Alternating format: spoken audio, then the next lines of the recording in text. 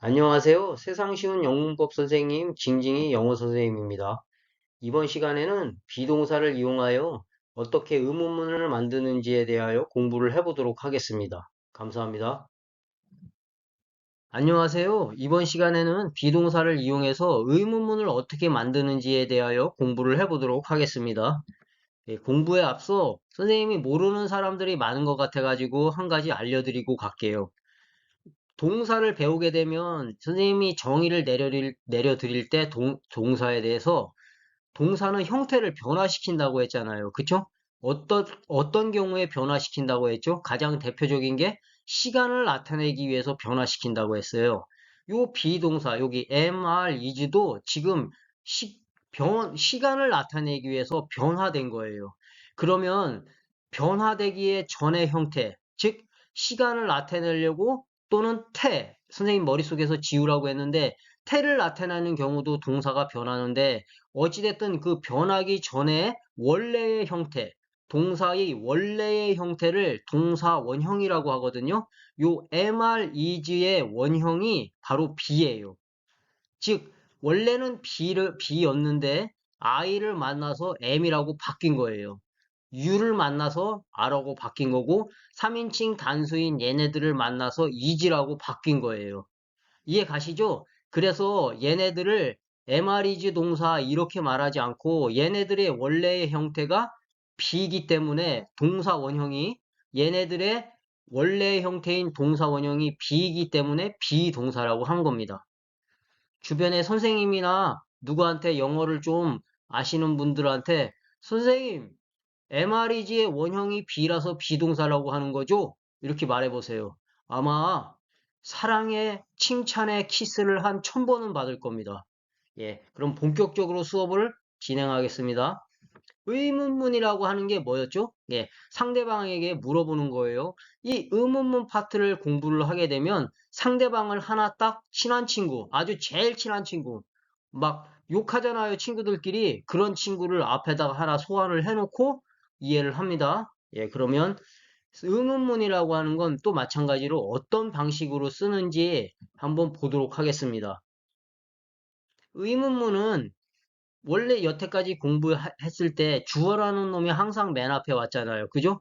그런데 비동사를 가지고 의문문을 만들 경우는 비동사가 맨 앞에 와요. 그래서 비동사가 대문자가 되고 뒤에다가 주어를 쓰고 어쩌고 저쩌고 한 다음에 물음표를 꽝 하고 붙여줘요.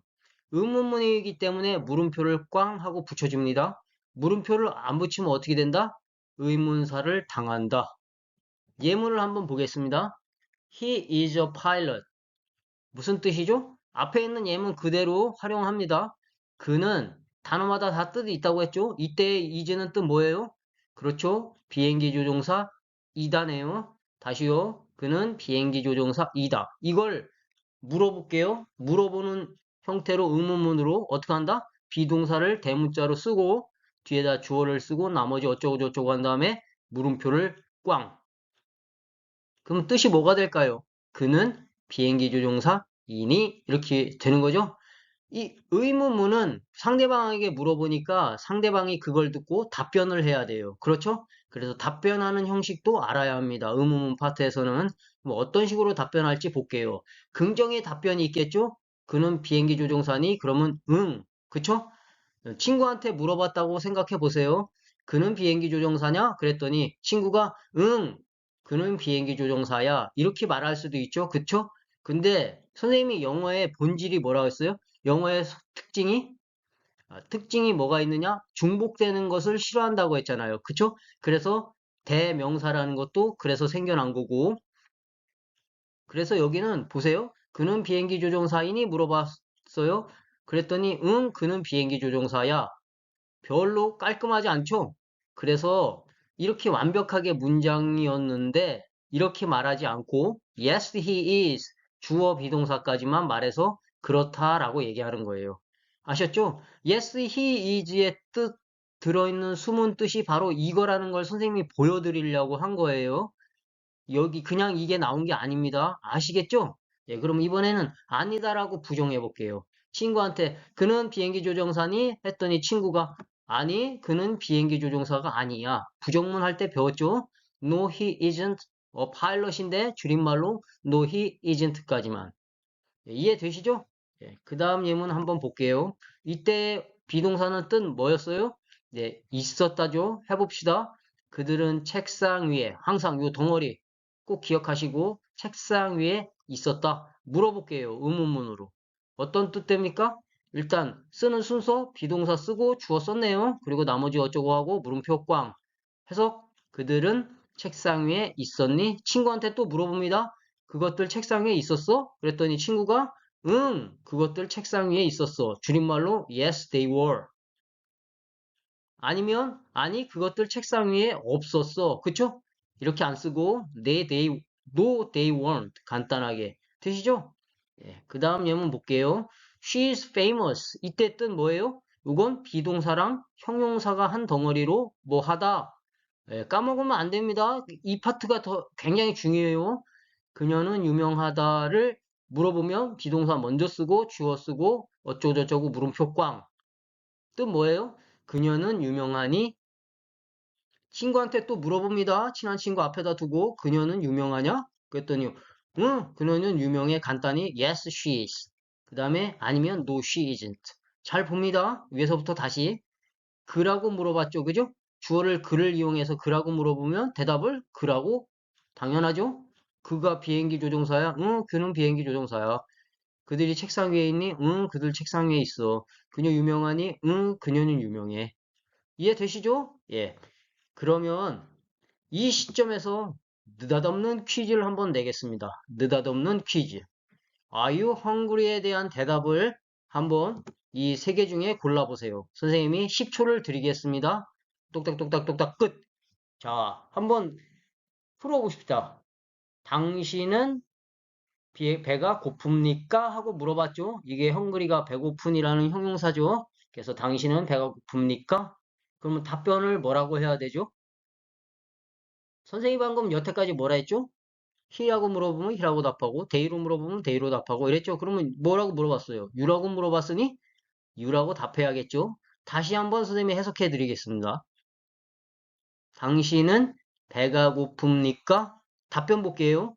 이건 줄임말이 yes, you are hungry죠? 그럼 뭐라고 한 거예요? 당신은 배가 고픕니다. 꽥. 이게 말이 안 되잖아요. 그쵸? 당신은 배가 고프다는데 봐요. 친한 친구 앞에 있어요. 친구한테 물어봐요. 너 배고파? 그랬더니 응, 너 배고파. 아니잖아요. 그쵸? 그러면 뭐라고 답하는 거예요? 너 배고파 했으니까. 나 배고파. Yes, I'm hungry의 줄임말 Yes, I am. 이게 정답이겠네요. 그쵸? 그러면 요 끝에 있는 거는 안 될까요? Yes, we are는 안 됩니까? 다시 요걸 보겠습니다. 여기 인칭대명사와 비동사 파트 한번 볼게요. 여기 you는 여기에 있는 you라서 너는이라고 할 수도 있고, 그쵸? 여기 있는 you면 뭐라고 해야 돼요? 너희들 은이라고 해야 되죠. 더군다나 비동사가 동일하네요. 그래서 이거는 너는 배고픈이라서 이렇게 답할 수도 있고 너희들은 배고픈이라고 할 수도 있잖아요. 그쵸? 그러면 너희들 배고파? 그러면 응, 우리들 배고파. Yes, we are hungry의 줄임말. 얘도 정답. 그쵸?